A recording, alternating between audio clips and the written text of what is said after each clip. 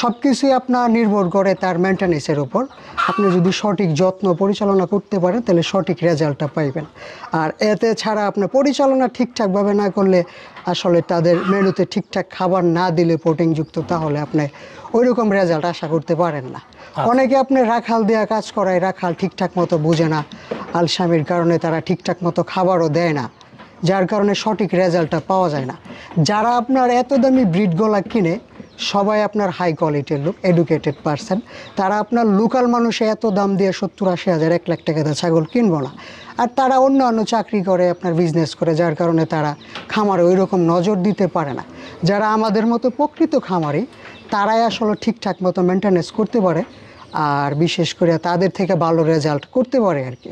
কারণ রাখালের হাতে নির্ভর করলে আসলে ফার্ম আসলে ওইরকমভাবে সাকসেস হওয়া যায় না আর কি। আপনার যে যেটাই করুক, নিজে যদি তাৎক্ষণিক সবসময় যদি খবর না নিতে পারে ফার্মের, তাহলে আসলে সাকসেস হওয়া যায় না। অনেক খামারি আপনার দেখি আপনার ছাগল কিনে ফার্স্টে কেনার পরে আসলে ওই রকম পর্যায়ে যাইতে পারে না।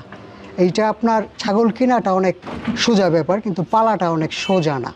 এই কারণে অনেক সময় আমরা অনেক প্রতিবেদনে দেখি আপনার অনেক সময় 1 মাস 2 মাস পরে আপনার ফার্ম বন্ধ করে দেয়। তারা ঠিকঠাক মতো মেনটেন্যান্স করতে পারে না, মনে করে ইউটিউব দেখলে আসলে হয়ে যায়। জিনিসটা আসলে এইরকম না।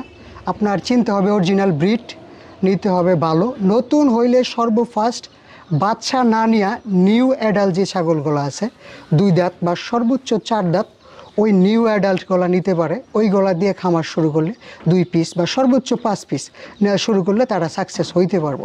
2 বছর পর্যন্ত ওইটা নিয়ে ট্রেনিংও চললো, সব কিছু দেখলো বুঝলো, তারপরে মনে করেন যে একটা জায়গায় ওই পৌঁছতে পারবো। ফার্স্টে আপনার 10 লাখ টাকা দিয়ে গড় ঘুরে ফেলে, পরে আপনার ওই আরও 5 লাখ টাকার ছাগল কিনে, পরে কেমনে কি করতে পারবো আসলে বোঝে না, যার কারণে তারা ওই সময় সাকসেস হইতে পারে না। এই কারণে আপনার সর্বফার্স্ট তার জানতে হবে, বুঝতে হবে। আর সর্বফার্স্ট আমি এইটাই বলি, ঘাস ছাড়া আসলে ছাগল পালা সম্ভব না। আপনি কতক্ষণ দানাদার খাবার দিয়ে তারা শুক্তা ফাইবার জাতীয় খাবার দিয়ে রাখতে পারবেন? ওর একটা নির্ধারিত টাইম পর্যন্ত হয় ঠিক থাকবো, তারপর ওই অসুস্থ হয়ে যাব।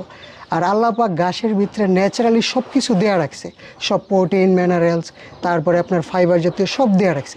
আপনি ঘাসের উপরে রাখেন, ইনশাল্লাহ আপনার ছাগল পেটে ডাইডেস, তারপরে আপনার ওই পেট ফাঁপা, তারপরে আপনার নানান যেসব ভাইরাসজনিত রোগও থেকে আপনার অনেকটা ভালো হইব আর কি।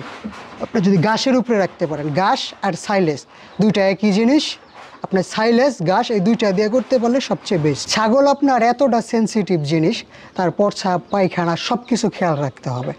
আর এইটা যদি তাৎক্ষণিক আপনি খেয়াল না রাখতে পারেন, তারা আপনার স্টেপ বাই স্টেপ আপনার রোগগুলো এরকমভাবে আসে, সকালে দেখতেছেন একটা, 1 ঘন্টা পর আবার ট্রান্সফার হয়ে অন্য রোগে চলে যাইব। ওই সময় ট্রিটমেন্ট আসলে সঠিক কাজ আসে না।